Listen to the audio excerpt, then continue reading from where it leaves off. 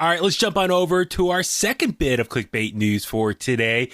And it's actually kind of a little bit of a follow-up from something you and I, Philip, talked about a couple weeks ago, which is where the hell SummerSlam is going to be held at this year.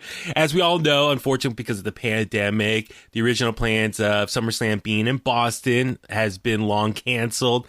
And a lot of people were assuming that it was just going to be at the Performance Center again. But then the last couple weeks, we heard of rumblings that WWE and specifically Vince McMahon, he didn't want it at the Performance Center. He wanted to get out and do it somewhere else. And so there was rumors that they were looking at Atlantic City somewhere.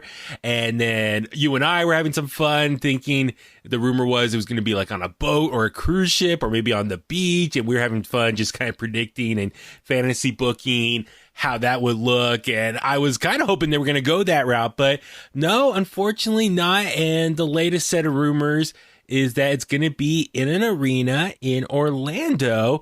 And Philip, you have the details on that one? Yes.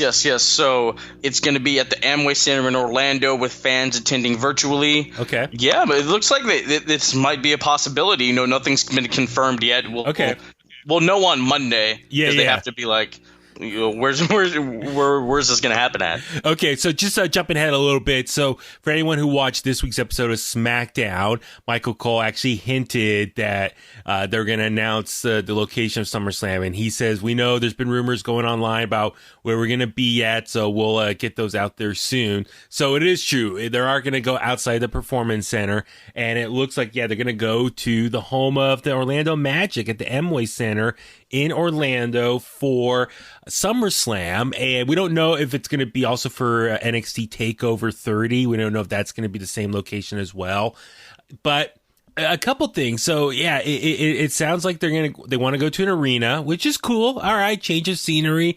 And they're going to try to use virtual fans, very similar to what we've been seeing like the NBA's been doing in their bubble, which is also in Orlando as well.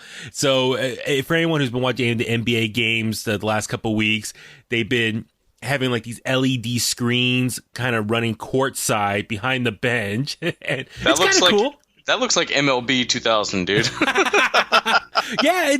I'm digging it. It's cool. So that they got virtual fans, looks like on different Zoom calls, sitting there cheering and reacting. And I don't know how the process is to get elected or selected, I should say, to be on those virtual fans for the NBA games, but it's very cool. I'm just wondering, does any of them could you moon the camera or something, or can you do something goofy like hold up a sign or something like that? I haven't seen too many games this year from the NBA as far as the virtual setup in the bubble, but I just wonder what can you get away with up there, or do you have to agree to be on your best behavior watching the game, or is there some sort of delay? If you try to do something bad, they'll cut you off. I don't know, but anyway. Specifically for WWE, it sounds like the rumors are gonna go to the Amway Center, home of the Orlando Magic, and it sounds like they're gonna have the same setup as far as the NXT, WWE trainees all lined up around the ring like they've been doing for the last couple months now. And then they're going to have some LED screens spread out in the arena so they can show fans virtually on there.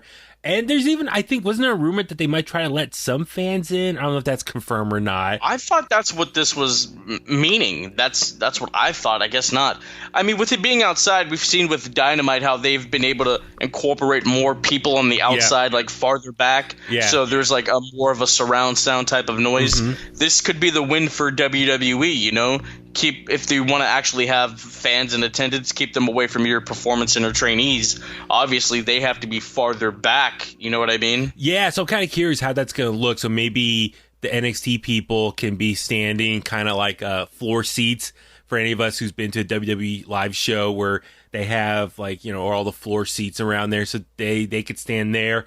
And then maybe if they do let people in, just actual fans in, maybe they can sit in the 100 section. I was just thinking that. So there's plenty of distance, and then spread them out socially distanced, kind of similar to what New Japan Pro Wrestling's been doing. So that's the thing. We've kind of seen the template being done in other promotions. As far as New Japan, they've been having I think a third or a quarter of the arena field that they've been using as far as full capacity goes.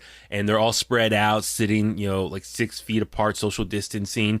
And so I wonder if WWE will try and mirror that, and if they do let fans in. And then also, apparently, if they are going to allow virtual fans, there is going to be a selection process. So I think, Philip, either you, me, Tommy, Richard, whoever, we should all apply for this and see if we can get selected to be a fan on the screen for SummerSlam. I think that'd be awesome. We can represent, we can wear probably shirts and maybe even I don't know if we can hold a sign up or anything like that, but I want to learn, and hopefully if they make this announcement official, I want to definitely apply to that. And for anyone, please, if you're a listener of In The Kliq, please, if you get selected, hold a sign up if you can, say In The Kliq, check out In The Kliq, listen to In The Kliq, also listen to the Bullet Cast, do a combo, a sign or something, help promote us. That would be totally awesome. So, but Philip, just kind of your initial thoughts of as far as WWE moving on from the Performance Center to a bigger arena. It's about damn time. Jesus, man.